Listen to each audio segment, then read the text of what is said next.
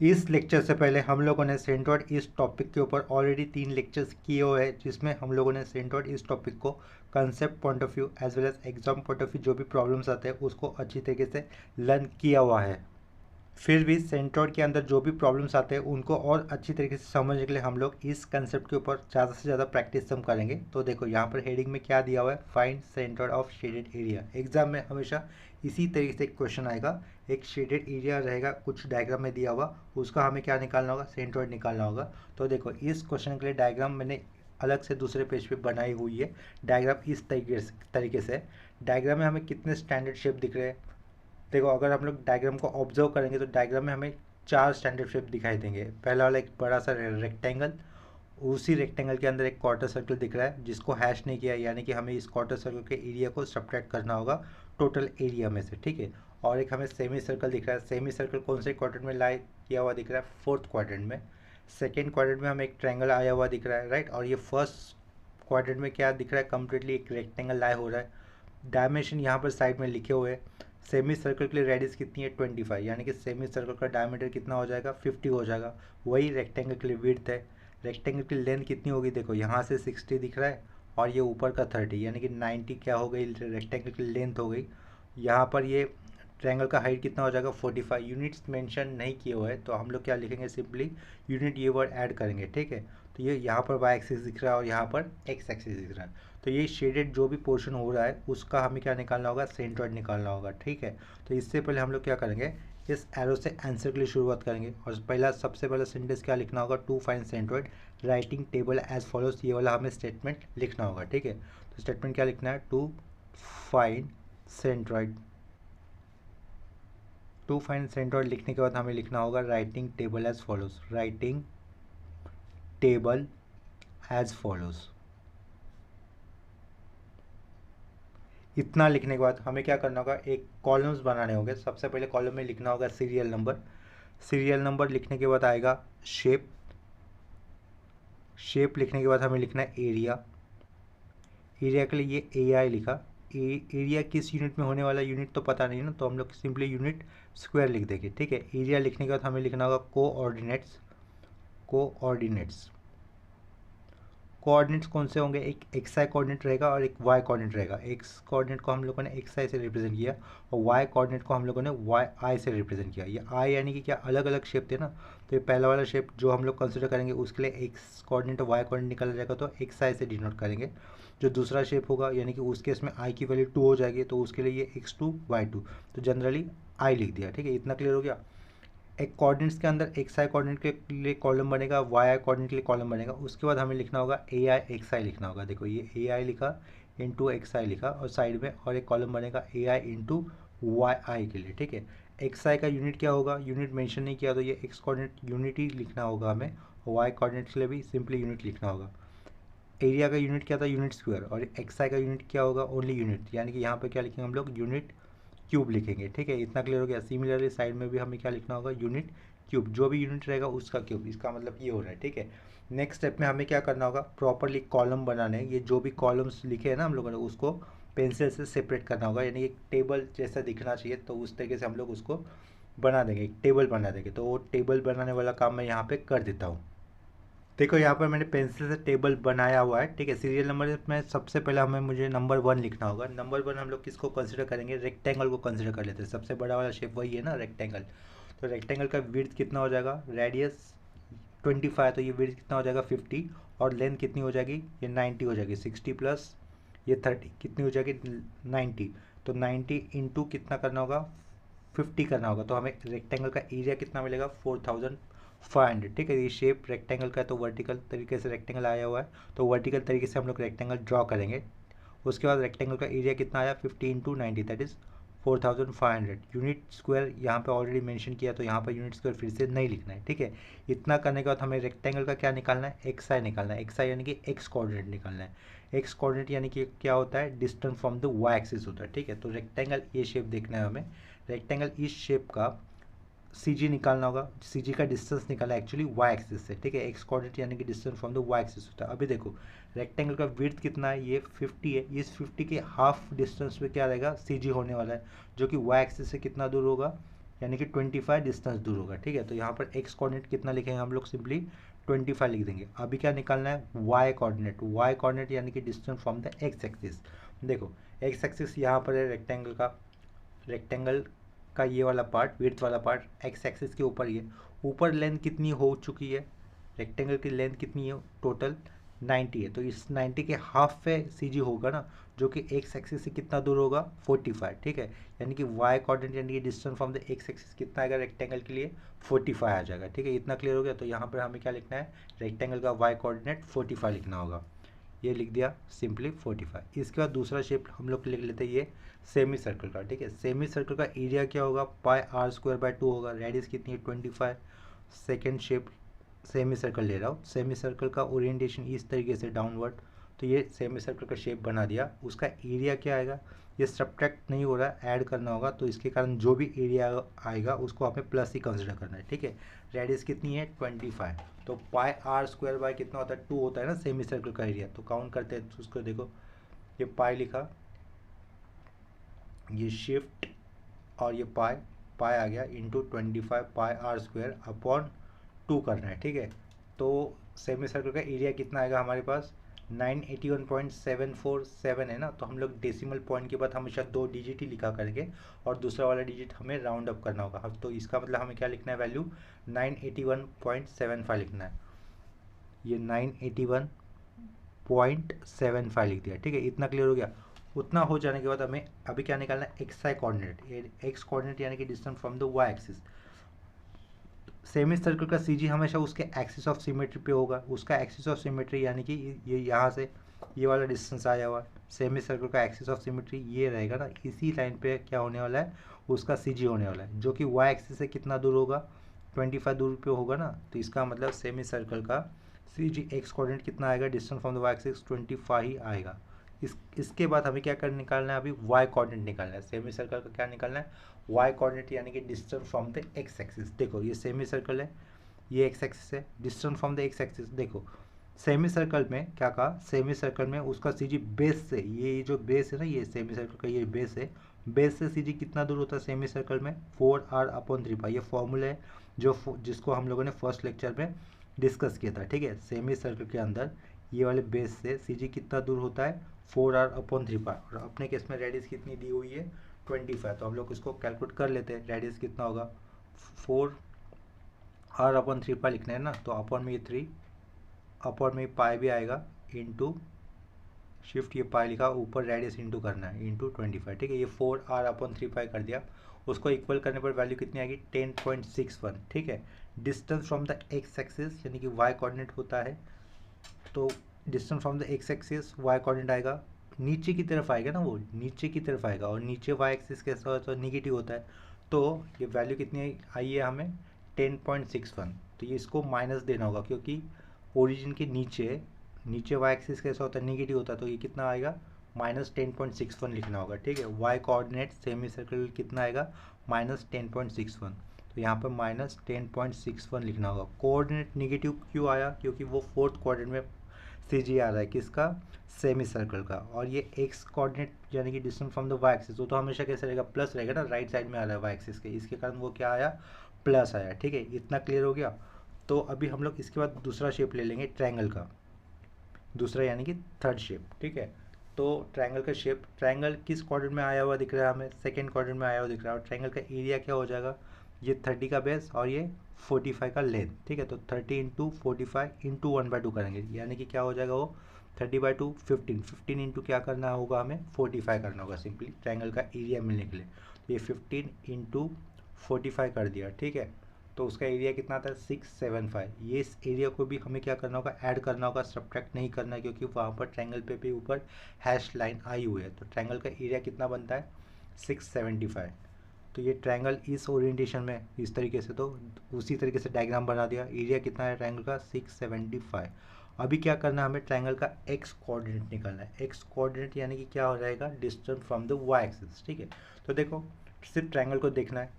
Triangle का ये जो बेस है वाई एक्सिस के ऊपर है, ठीक है। तो ये वाले हिस्से को हम लोग, ट्रायंगल के ये वाले हिस्से को जो कि वाई एक्सिस पे आया है, उसको क्या कंसिडर कर रहे हैं एज ए बेस। अगर ये बेस है तो उसके अपोजिट वाला पॉइंट क्या हो जाएगा, एपेक्स हो जाएगा। अगर ये एपेक्स है और ये बेस है तो उनके बीच का परपेंडिकुलर डिस्टेंस क्या कहेंगे हम लोग, उसको हाइट कहेंगे। क्या कहेंगे, हाइट कहेंगे। तो ये बेस है जो कि वाई एक्सिस पे आया है, उसके सामने एपेक्स है, उनके बीच का परपेंडिकुलर डिस्टेंस दैट इज 45, उसको क्या कहेंगे हम लोग, हाइट कहेंगे। ठीक है। सी जी बेस से कितना दूर होता है, क्या कहा, सी जी बेस से कितना दूर होता है, 1/3 इंटू हाइट। क्या कहा, 1/3 इंटू हाइट, और हाइट कितनी है 45, यानी कि 1/3 इंटू 45 करने पर आंसर कितना आएगा, 15 आ जाएगा, राइट। तो 15 वाई एक्सिस से एक्स कोऑर्डिनेट निकाल रहे थे ना, एक्स कोऑर्डिनेट निकाल रहे मतलब distance from the Y axis निकाल रहे, वो कितना आने वाला है 15 आएगा। और ये लेफ्ट साइड में एक्स कोऑर्डिनेट कैसा होता है, नेगेटिव होता है, तो इसका मतलब हमें क्या देना होगा, -15 लेना होगा। ठीक है, इतना आया समझ में। एक्स से पीछे वाला डिस्टेंस कैसा होता है, नेगेटिव होता है ना लेफ्ट साइड में, तो एक्स कोऑर्डिनेट यानी कि distance from the Y axis, इस केस में कितना लिखना है हमें, -15 लिखना है। 45 इंटू 1/3, नेगेटिव क्यों, क्योंकि ये अलॉन्ग नेगेटिव एक्स एक्सिस पे आया हुआ है, वाई एक्सिस से लेफ्ट साइड पे पीछे, तो माइनस लिखना होगा। तो यहाँ पर क्या लिखेंगे, -15 लिखेंगे। इतना क्लियर हो गया। अभी क्या निकालना है, वाई कोऑर्डिनेट। वाई कोऑर्डिनेट मतलब क्या रहेगा, distance from the X axis. क्या कहा, वाई कोऑर्डिनेट, इसका मतलब क्या होता है, distance from the X axis. Triangle के लिए देखना है। देखो एक्स एक्सिस से अगर हम लोग जाते हैं तो ट्रायंगल का पहला हिस्सा ये वाला आता है। क्या कहा, एक्स एक्सिस से हम लोग ऊपर की तरफ जाएंगे तो ट्रायंगल का पहला हिस्सा कौन सा आ रहा है, ये पॉइंट आ रहा है, ये इसको हम लोग एपेक्स मान लेते हैं। ठीक है। एक्स एक्सिस से अगर हम लोग ऊपर जाते हैं ट्रायंगल की तरफ तो ये वाला पहले ट्रायंगल का ये हिस्सा आता है एक्स एक्सिस से देखते तो, जिसको हम लोग कंसिडर कर लिए एपेक्स। ठीक है। उसके अपोजिट वाला साइड क्या कहेंगे, फिर हम लोग इसको बेस कहेंगे। अभी ये एपेक्स है तो बेस क्या है अभी 45, तो ये 45 बेस है, ये एपेक्स है, तो इनके बीच का परपेंडिकुलर डिस्टेंस ये 30 हो जाएगा ना, इसको फिर अभी हाइट मान लेंगे। ठीक है, इसको फिर हम लोग क्या मान लेंगे, हाइट मान लेंगे। तो एपेक्स से सी जी, क्या कहा, एपेक्स से सी जी कितना दूर होता है ट्रायंगल में, 2/3 ऑफ हाइट। कितना, 2/3 इंटू हाइट, और हाइट कितनी है इस केस में 30 है, तो 2/3 इंटू 30 करने पर आंसर कितना मिलेगा हमें, 20 मिलेगा। तो इस एपेक्स से सी जी कितना दूर है ऊपर, 20 दूर है इस एपेक्स से, और इस एपेक्स से एक्स एक्सिस कितना डिस्टेंस नीचे था 60, तो 60 + 20 कितना हो जाएगा 80, और ऊपर की तरफ डिस्टेंस ज़्यादा है ना इधर, एक्स कोऑर्डिनेट यानी कि distance from the Y axis वो तो कर दिया, अभी वाई कोऑर्डिनेट निकाल रहे हैं यानी कि distance from the X axis, Y coordinate निकाल रहे हैं यानी कि distance from the X axis. तो ये 60 में एपेक्स से ऊपर सीधे कितना दूर होता है, 2/3 ऑफ हाइट, वो 20, और ये 60 कितना हो जाएगा 80, ऊपर की तरफ आ रहा तो हमें ये वाई कोऑर्डिनेट कैसे लिखना होगा, प्लस लिखना होगा। वाई कोऑर्डिनेट यानी कि distance from the X axis वो कितना आया, 80 आया। इतना क्लियर हो गया। इतना हो जाने के बाद एक लास्ट वाला शेप है हमारे पास, कौन सा था, क्वार्टर सर्कल, जिसका एरिया हमें सब्ट्रैक्ट करना था, राइट। देखो ये क्वार्टर सर्कल का एरिया को हमें सब्ट्रैक्ट करना है from the area of combine area of all different figures, यानी कि रेक्टेंगल, ट्रायंगल और ये जो सेमी सर्कल था ना, इन फिगर का एडिशन करने पर जो भी वैल्यू रहेगी उसमें से सब्ट्रैक्ट किसको करना है, क्वार्टर सर्कल के एरिया को। तो क्वार्टर सर्कल का एरिया कैसे आएगा, πr² / 4 करना होगा। ठीक है, तो उसका एरिया काउंट कर लेते, कैलकुलेट कर लेते। पाई लिखा, रेडियस कितनी थी 30²। ठीक है, तो ये इंटू 30² कर दिया, πr² / 4 इक्वल टू करने पर कितना मिलेगा 225 पाई, यानी कि 706.858 है ना, तो हम लोग उसको क्या लिखेंगे, पॉइंट के बाद 0.86 लिखेंगे, 706.86। ठीक है, तो क्वार्टर सर्कल का एरिया मैं लिख देता हूँ। क्वार्टर सर्कल इस ओरिएंटेशन में, तो उसी ओरिएंटेशन में दिखा दिया।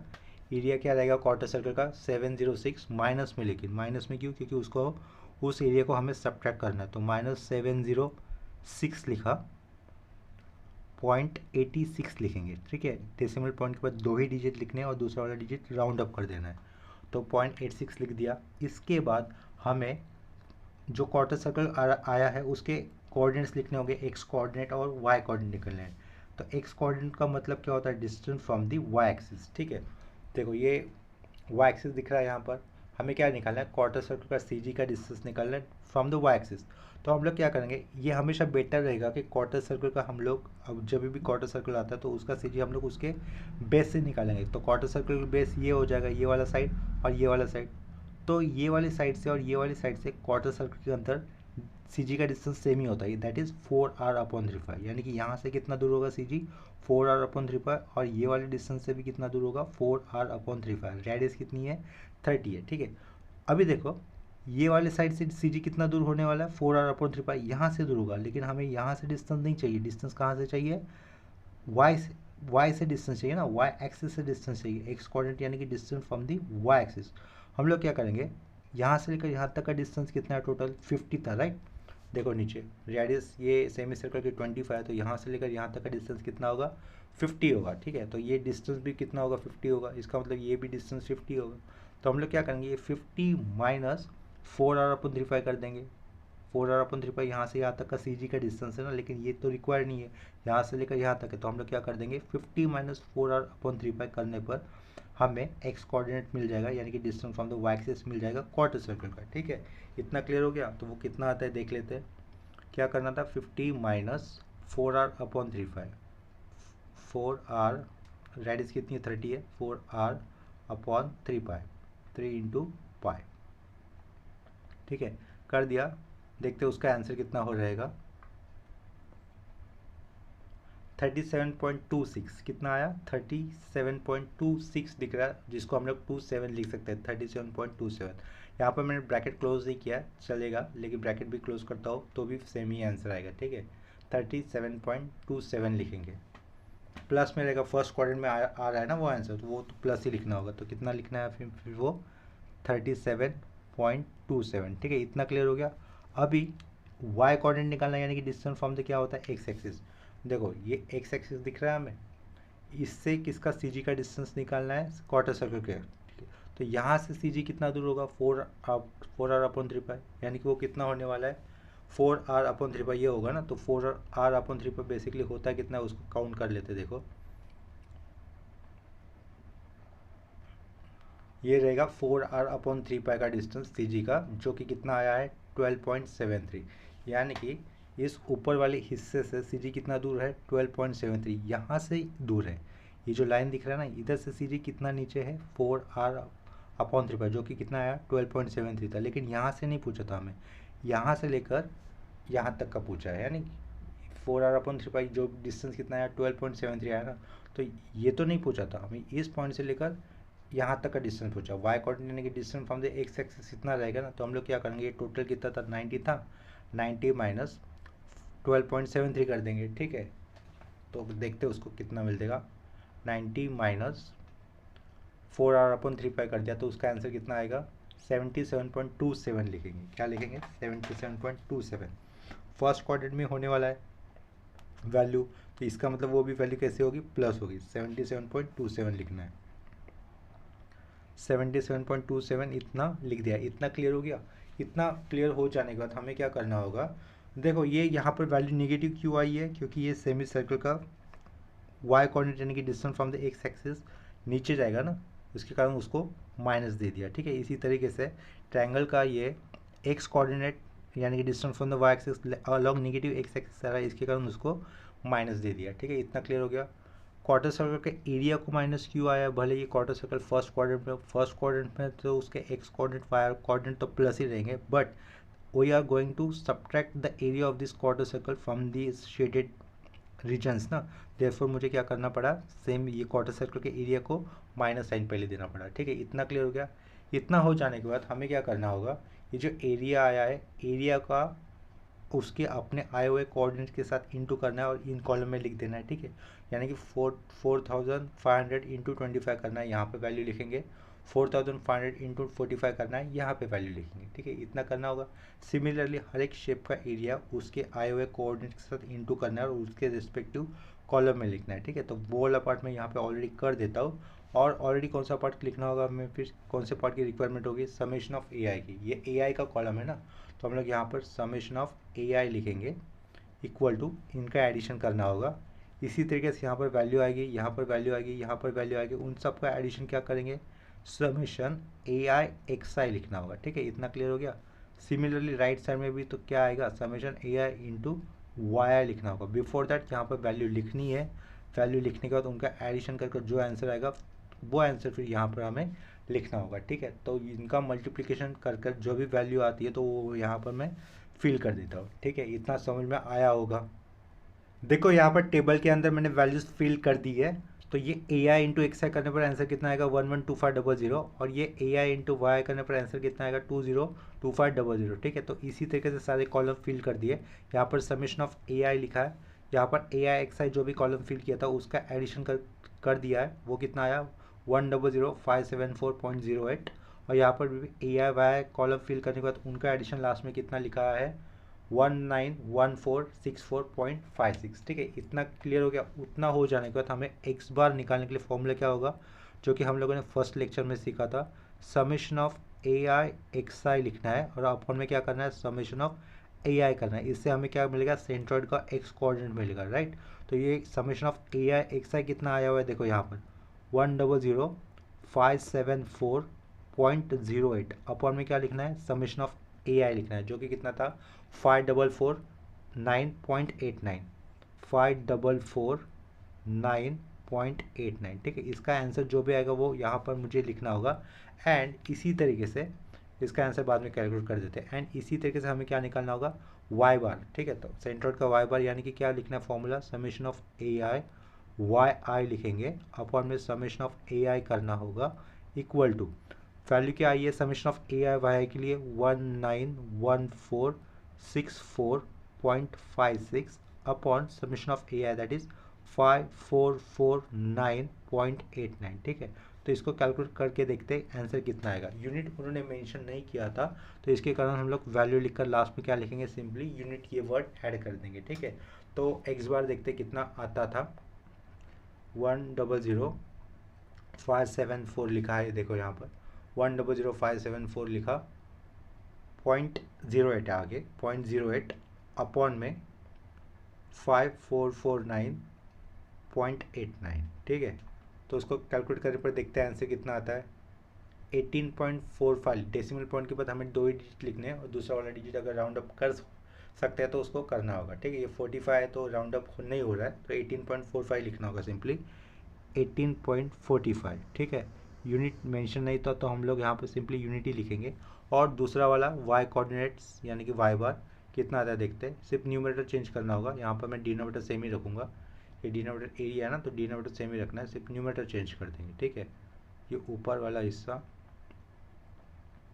चेंज करना होगा हमें, उसकी जगह पे वैल्यू क्या पुट करनी है 191464.56। ठीक है 0.56। देखो जो summation of A I Y की वैल्यू न्यूमरेटर में लिखी है 1914, ये देखो वैल्यू गलती से यहाँ पर 1 2 बार हो चुका था ना, तो कैलसी पर वैल्यू हमेशा सही लिखते हैं कि नहीं उसको हमेशा चेक करना होगा। तो अभी ये सही है 191464.56। ठीक है, कर देंगे फिर इक्वल टू, आंसर कितना आएगा 35.13 लिखा हुआ है। ठीक है 35.13, तो ये लिखेंगे हम लोग 35.13, लास्ट में यूनिट ही लिखेंगे, यूनिट मेंशन नहीं किया है इसके कारण लास्ट में इतना। देखो एक्स कोऑर्डिनेट आ गया, वाई कोऑर्डिनेट आ गया, देयरफॉर हम लोग ऐसा लिख सकते हैं सेंट्रॉइड यानी कि जी बार, जी ओनली जी इक्वल टू कितना 18.45 कॉमा 35.13, उसके बाद क्या लिखेंगे हम लोग सिंपली यूनिट लिख देंगे। ठीक है, तो यहाँ पर हमारा ये फर्स्ट क्वेश्चन कंप्लीट हो जाता है। देखो यहाँ पर सेकेंड क्वेश्चन क्या दिया है, G is the centre of an equilateral triangle A B C with base B C of side 60 centimetre, if G B C is cut from the lamina find centre of the remaining area. ठीक है, तो देखो diagram उस question का इस तरीके से ए B सी triangle दिख रहा है, ये ट्रायंगल ए बी सी कैसा इक्विलेटरल है यानी कि तीनों साइड सेम होगी, और इस पर बी सी बेस का लेंथ कितना दिया है उन्होंने 60 सेंटीमीटर दिया हुआ है। ठीक है, इसका मतलब ए बी भी 60 होगा और ये ए सी भी 60 होगा। इक्विलेटरल ट्रायंगल के अंदर एक प्रॉपर्टी हम लोग क्या जानते हैं कि उसका हर एक एंगल कैसा होता है 60 डिग्री होता है। ये इतना क्लियर हो गया। क्वेश्चन में आगे देखो क्या दिया है, if G B C is cut from the lamina find the centre of the remaining area, यानी कि इस इक्विलेटरल ट्रायंगल के अंदर जहाँ पर जी ए सेंट्रोइड आया है वहाँ से भी अगर हम लोग नीचे एक ट्रायंगल बना लेते हैं that is triangle G B C, उसको हमें सब्ट्रैक्ट करना है इक्विलेटरल ट्रायंगल से, जो फिर जो शेडेड एरिया बनता है उसका क्या निकालो आप लोग सेंट्रोइड निकालो। ठीक है, कोई इतना क्वेश्चन क्लियर है। तो बेसिकली इस डायग्राम के अंदर दो ही शेप है, दोनों ट्रायंगल शेप है, तो हम लोग क्या करेंगे टू फाइंड सेंट्रोइड ऐसा लिखना होगा सबसे पहले। तो टू फाइंड सेंट्रोइड, इतना क्लियर हो गया। टू फाइंड सेंट्रोइड लिखने का तो हमें क्या लिखना है, writing table as follows, writing table as follows. ठीक है, to find centroid writing table as follows, ऐसा लिखने के बाद हम लोग कॉलम बनाएंगे। सबसे पहला कॉलम किसके लिए आएगा, सीरियल नंबर, ये सीरियल नंबर के लिए कॉलम बन गया। उसके बाद शेप के लिए हमें कॉलम बनाना होगा। उसके बाद एरिया के लिए हमें कॉलम बनाना होगा, एरिया लिखा। एरिया किस यूनिट में आने वाला है, एक साइड का लेंथ उन्होंने 60 सेंटीमीटर में दिया था ना, तो एरिया कैसे रहेगा, ये AI लिखा, किस यूनिट में आएगा, सेंटीमीटर स्क्वायर। एरिया लिखने के बाद हमें क्या लिखना है, कोऑर्डिनेट्स लिखना है, कोऑर्डिनेट्स लिखेंगे। कोऑर्डिनेट क्या रहेगा, एक्स आई कोऑर्डिनेट रहेगा और ये वाई कोऑर्डिनेट रहेगा, तो लिख देते हैं ये एक्स आई कोऑर्डिनेट लिखा और ये साइड में वाई आई कोऑर्डिनेट कर दिया, ठीक है। उसके बाद हम लोग यहाँ पे क्या करेंगे, ए आई इंटू एक्स आई करेंगे और साइड में क्या करना होगा, ए आई इंटू वाई आई करना होगा, ठीक है। एक्स आई कोऑर्डिनेट किस में आएगा, सेंटीमीटर में ही आएगा। वाई कोऑर्डिनेट किस में आएगा, सेंटीमीटर में आएगा। एक्स कोऑर्डिनेट यानी कि distance from the Y axis और वाई कोऑर्डिनेट यानी कि distance from the X axis. इतना क्लियर हो गया। तो यहाँ पे क्या होगा, एरिया अगर सेंटीमीटर स्क्वायर है, एक्स कोऑर्डिनेट अगर सेंटीमीटर में, तो ए आई इंटू एक्स आई कितना हो जाएगा, सेंटीमीटर क्यूब। सिमिलरली ए आई इंटू वाई कितना हो जाएगा, सेंटीमीटर क्यूब, ठीक है। इतना क्लियर हो गया। जो भी हम लोगों ने कॉलम में लिखे है उसको पेंसिल से ठीक से एक टेबल बनाकर प्रॉपरली हमें लिखना होगा या फिर बनाना होगा, तो वो वाला काम मैं यहाँ पे कर देता हूँ। देखो यहाँ से पेंसिल से मैंने टेबल बना दिया है ऑलरेडी। उसके बाद फिर हम लोग डायग्राम क्यों देखेंगे। डायग्राम में उन्होंने एक्स एक्सिस और वाई एक्सिस नहीं दिया हुआ है, क्या कहा, डायग्राम में उन्होंने एक्स एक्सिस वाई एक्सिस नहीं दिया है, तो वहाँ से हम लोग कोऑर्डिनेट्स किस रेफरेंस में लेंगे, ये वाला पॉइंट कंसर्न हो सकता है। तो देखो एक्स एक्सिस हमेशा हॉरिजॉन्टल होता है, तो हम लोग क्या अज्यूम कर लेंगे, एक्स एक्सिस BC से पास होगा, ठीक है, ऐसा अज्यूम करेंगे। और वाई एक्सिस कहाँ पे अज्यूम करना होगा, वाई एक्सिस हम लोग चाहते हो तो B पर भी अज्यूम कर सकते हैं, C पर भी अज्यूम कर सकते हैं या फिर A से भी अज्यूम कर सकते हैं। लेकिन यहाँ पर प्रेफरेंस किसको देंगे, हम लोग A पॉइंट को देंगे। क्यों, क्योंकि इक्विलेटरल ट्रायंगल के अंदर उसका सेंट्रॉइड हमेशा कहाँ पे रहेगा, एक्सिस ऑफ सिमेट्री पे होगा। किसी भी बॉडी का सेंट्रॉइड कहाँ पे होता है, उसके एक्सिस ऑफ सिमेट्री पे होता है, ठीक है। तो ए से अगर हम लोग एक परपेंडिकुलर लाइन लगा देंगे, तो बना देंगे इसका मतलब, तो उसी लाइन के ऊपर CG होने वाला, राइट। तो इसके कारण प्रेफरेंस किसको जा रहा है, ए पॉइंट से जो भी एक वर्टिकल लाइन जाएगी BC को, तो उससे उसको ही प्रेफरेंस दिया जाएगा। तो इसके कारण हम लोगों ने वाई एक्सिस कहाँ से पास आउट कर किया हुआ, कंसिडर किया A इस वर्टेक्स से, ठीक है। इतना क्लियर हो गया। तो हम लोग यहाँ पर वाई एक्सिस बना देंगे। प्रेफरेंस किसको क्यों जा रहा है, B पॉइंट से भी हो सकता है वाई एक्सिस, C पॉइंट से भी हो सकता है, लेकिन A पॉइंट से क्यों, क्योंकि एक्सिस ऑफ सिमेट्री पे ही CG होता है। तो इसके कारण हमें वाई एक्सिस A पॉइंट से ही पास आउट होते हुए दिखाना होगा, ठीक है। इतना क्लियर हो गया। तो वाई एक्सिस का पोजीशन क्लियर हो गया और BC से क्या जाने वाला है, एक्स एक्सिस, यहाँ पे क्या रहेगा, ओरिजिन रहेगा। इतना क्लियर हो गया।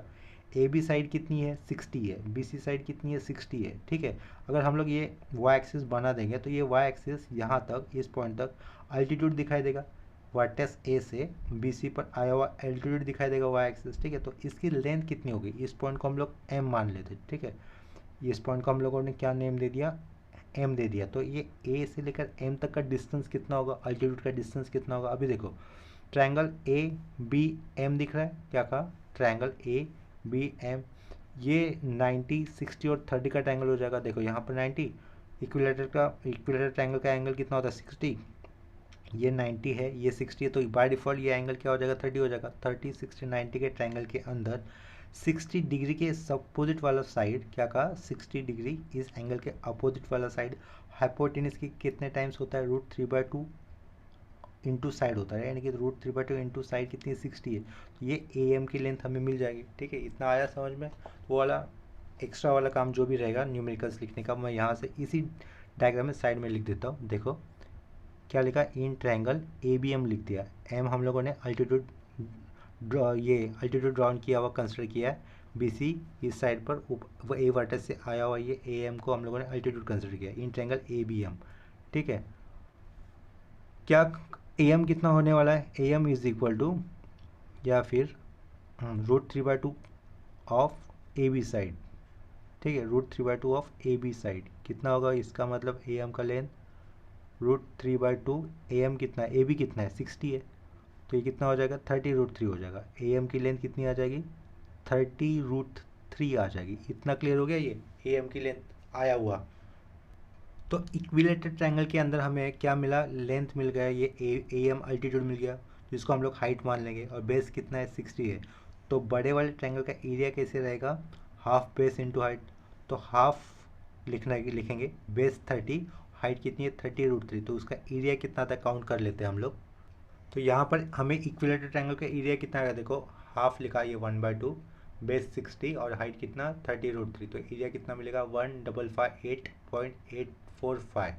डेसिमल पॉइंट के बाद 2 डिजिट लिखने हैं, तो इसका मतलब हम लोग इसको क्या लिख सकते हैं, पॉइंट के बाद 0.85 लिख सकते हैं, ठीक है। तो ये इक्विलेटरल ट्रायंगल का एरिया है जिसमें से कट कुछ नहीं करना था, इसको फिर हमें प्लस में लिखना होगा, ठीक है।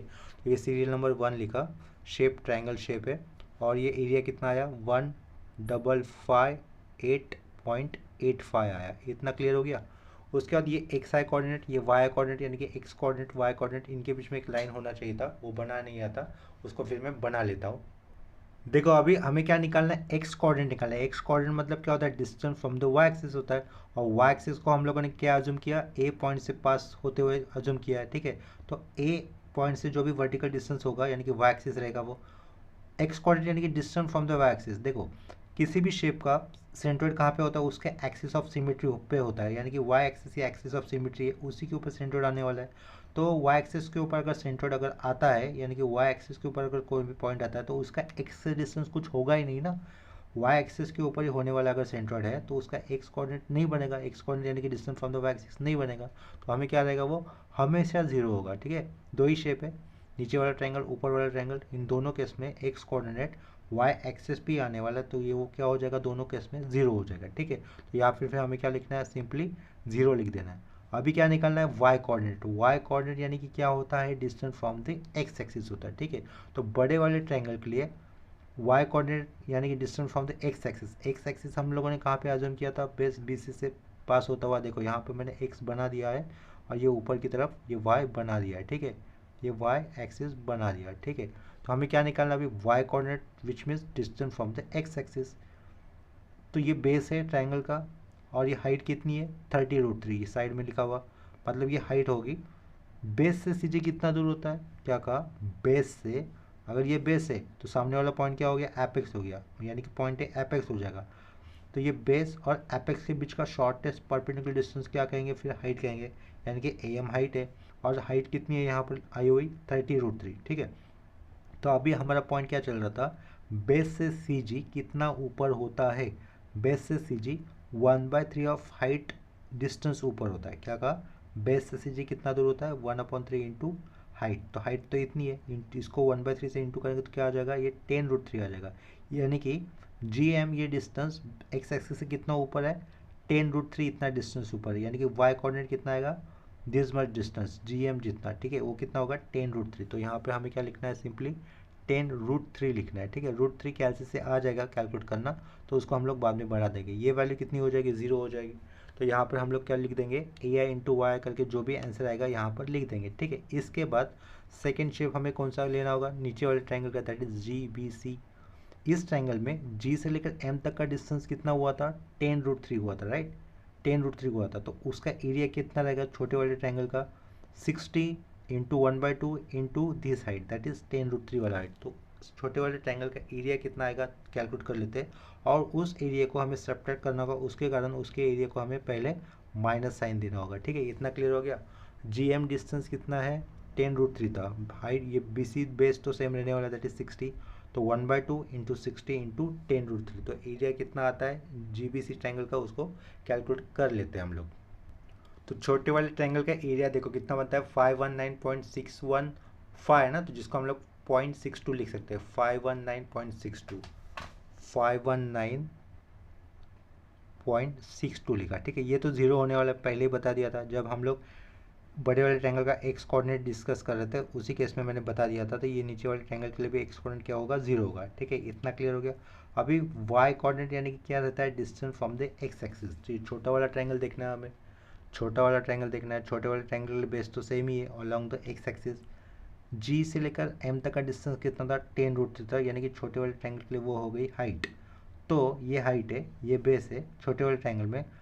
सी जी एक्स एक्सिस से कितना दूर रहेगा, एक्स एक्सिस से कितना दूर होगा, देखो इसको अगर हम लोग बेस मानेंगे, छोटे वाले ट्रायंगल में बी सी को अगर बेस मानेंगे, तो उसके अपोजिट वाले पॉइंट को क्या मानेंगे, एपेक्स। बेस के अपोजिट में हमेशा एपेक्स होता है, तो या अगर बी सी बेस है तो उसके अपोजिट वाला पॉइंट क्या हो जाएगा, वर्टेक्स क्या हो जाएगा, एपेक्स कहेंगे, यानी कि जी एपेक्स हो गया।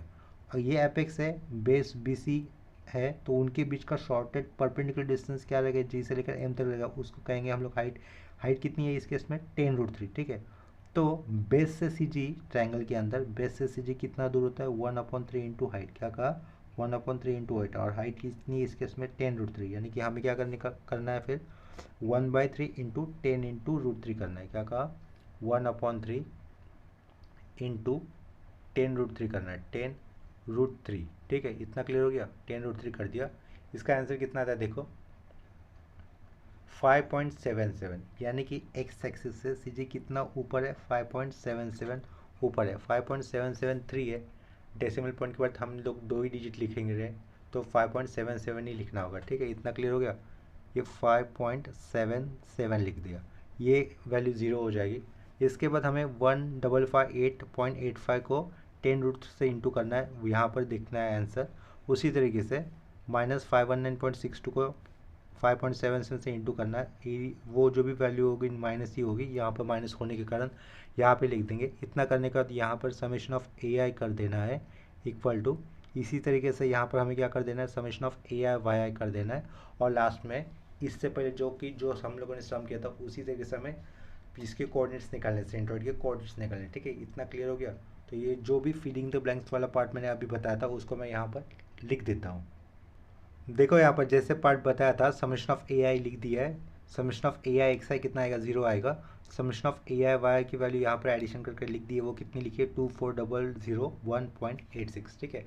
तो अब फिर इसके बाद हमें क्या निकालना है एक्स कोऑर्डिनेट निकालना है। एक्स कोऑर्डिनेट तो 0 ही होगा, डायरेक्टली हम लोग देखकर भी बता सकते हैं। क्यों, क्योंकि देखो एक्स कोऑर्डिनेट कहाँ पे रहने वाला है, एक्सिस ऑफ सिमेट्री के ऊपर ही रहता है हमेशा, ठीक है। सी जी हमेशा एक्सिस ऑफ सिमेट्री के ऊपर होता है, एक्सिस ऑफ सिमेट्री यहाँ पे वाई एक्सिस हो रहा है, यानी कि सी जी वाई एक्सिस पे आने वाला है।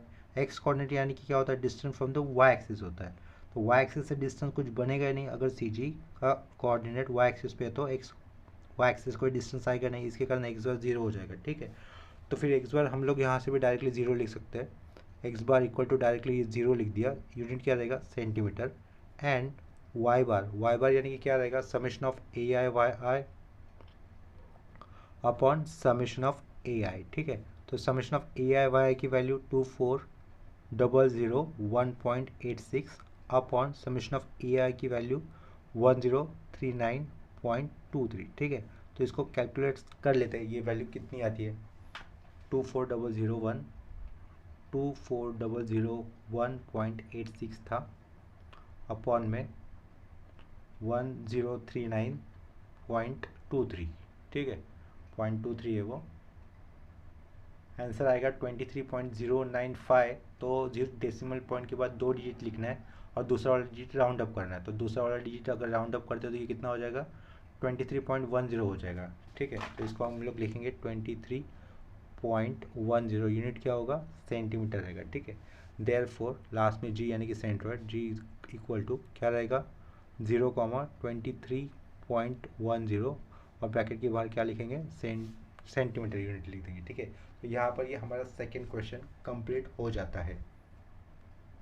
तो आज के इस लेक्चर में हम लोगों ने सेंट्रॉइड इस कंसेप्ट के ऊपर 2 ही न्यूमेरिकल्स किए, आने वाले आगे के लेक्चर्स में भी हम लोग प्रैक्टिस सम ही करेंगे। सेंट्रॉइड तो वैसे तो हमारा कंसेप्ट ऑलरेडी क्लियर हो चुका है, फिर भी इसके न्यूमेरिकल्स एग्जाम में बिल्कुल रॉन्ग नहीं होनी चाहिए, तो इसके कारण हम लोग ज़्यादा से ज़्यादा सम प्रैक्टिस करेंगे, ठीक है। तो ये हमारा लेक्चर 4 था।